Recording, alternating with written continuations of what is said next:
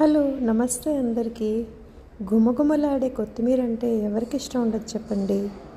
అందుకే నేను కొత్తిమీర విత్తనాలను వేసి ఇలా పెంచుతున్నాను. చూశారు కదా ఎంత ఏపుగా వచ్చిందో మా ఇంట్లో కొత్తిమీర వల్ల మనకు అనేక లాభాలు ఉన్నాయి.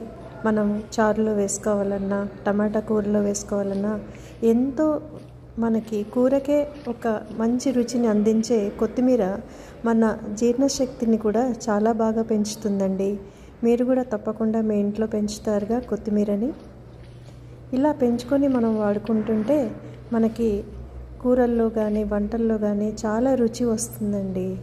So I request all to grow home garden mostly with herbs. Thank you all అండి. Hope you enjoyed my video. మరొకసారి మరొక హర్బ్ పెంచుతూ మీకు కనపడతాను. అంతవరకు సెలవు మరి. నమస్తే.